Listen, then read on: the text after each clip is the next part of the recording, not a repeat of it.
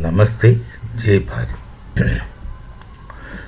The Indonesian President was chief guest in the Republic Day parade of Bharat on 26th.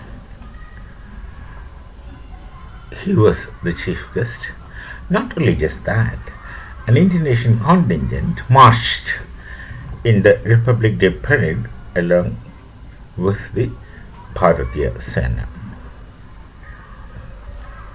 And of course, Indonesia and Bharat have historical ties, historical relations, which everyone knows. It's a matter of fact history. But the Indonesian president had gone a step ahead to say that he has Indian DNA, which is nothing unusual, which it actually is the case. They are not different people. Pakistanis are not different people.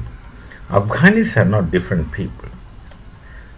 We have some way or other lineage of blood relations, because Bharat used to be Vishwaguru, and we, of course, might again become Vishwaguru in future, whether near future or distant.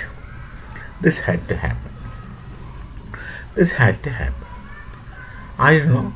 From this point of time, I can only make logical construct, not mere speculations, but logical construct, that there was a time in the past about which we do not know much, when everything originated from and rather belonged to Bharat in a technical sense. Not that Bharat was ruling other places. No, that's not the case.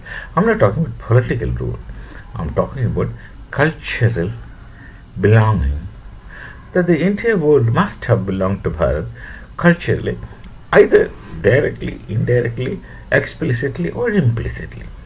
That used to be the case, because a study which is challenged, I would pose the challenge hypothetically, hypothesis of that research I would say right now, that is, look at all the civilizations of the world, no matter how far from all the civilizations of this world. Someone can make a good project to study their connections with Bharatiya Sanskriti somewhere in the past. It's difficult to get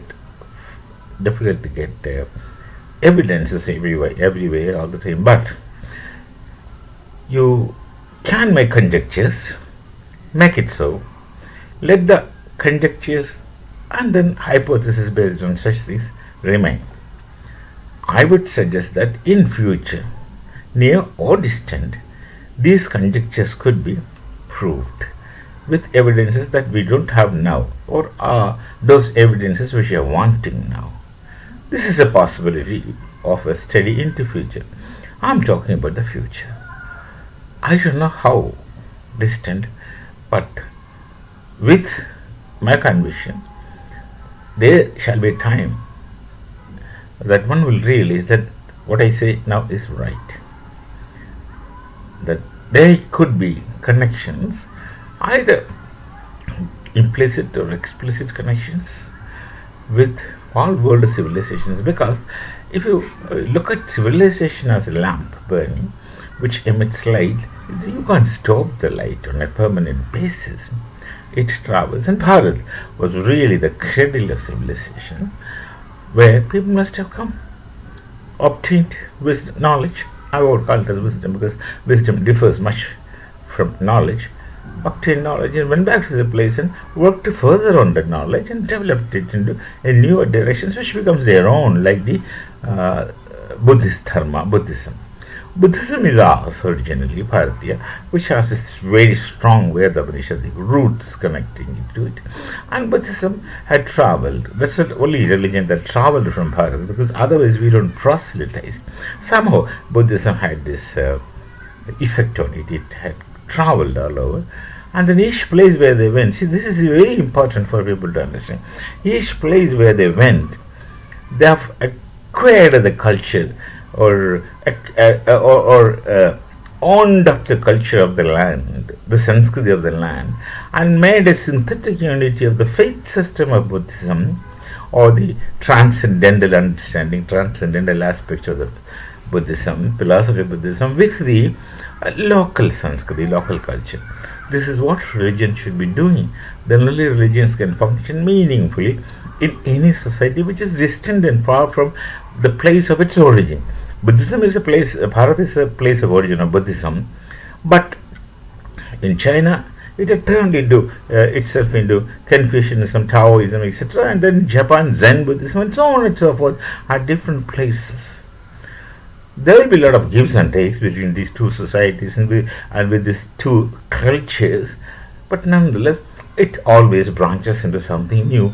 All the time, the rootedness should remain or shall remain intact and correct. So that's the process. Now, the President of Indonesia had said nothing new. He just recalled his roots with the Bharati Sanskriti. That's what he said, Indian DNA. Maybe physically there's a possibility the DNA must be the same. This means the same people. But I'm talking about those whose DNA are different, but they also could be culturally connected. Here, of course, we used to have lots of gives and takes, and the coexistence epistemology applied on the society of varieties from the Veda Upanishadic knowledge tradition, because Veda Upanishadic knowledge tradition has an epistemology of coexistence of the multiple and plural. So this is reaffirming a reality which he has spontaneously done and which we all knew, and nothing new about this, we all knew, but the greatness on his part is to explicitly speak that. Yes, that is the Malaysians of Bharati DNA. But today, what makes it important is that Malaysia is officially an Islamic country, and the Islam is not a culture, it's a faith system, and it travels from all over the world. It has gone. That's one religion apart from Christianity which has gone into all nooks and corners of the world. But see, practically what happens is when religion goes from one society to another society, from one culture to another society, it's a faith system that moves, but not the culture. You can't be moving. You can't being in Bharat or being in Pakistan dream or aspire for the Arab culture. Neither will you be able to cope with it, accept it, nor will the Arabs be able to accept you as one among them. It's not possible. You are having a faith system, but you become distinct in your own sense, in your own culture. That's what happens all over the world. That's what happened in Buddhism. Buddhism, I'm giving you an excellent example of how it gets acclimatized with the different cultures of the world, which has not happened in Islam explicitly. Practically, people are living like that. That's very interesting. Practically, all over the world, Muslims are living, given the culture of the society, with the same faith system of Islam. And there is no contradiction with them. But some of these so-called custodians or claimed hectatons would want the whole thing to be one, which is wrong. And a philosopher, a PhD in philosophy, Muhammad Iqbal I'm talking about, did not get to this point, or he wantonly stayed back from this point, saying that Islam is a unity, it's a polity, and these two things will create problem in the world. Political Islam creates problem, and this kind of Iqbalian unity is a myth which can't practically exist, because it can't be the case. It's an epistemological blunder and an ontological impossibility. So it's the acceptance of the Indonesian president. Nothing, he doesn't become a different man by saying this. He is just the same, with his own faith system and culture, everything intact. But yet spoken it out openly, and which is nothing new to us. We knew that, and they also knew that. So this, of course, bugged some people, which is a scope for a different video. We may do it some other time later. Till then, Namaste. Jai Bharat, Jai Shri Ram.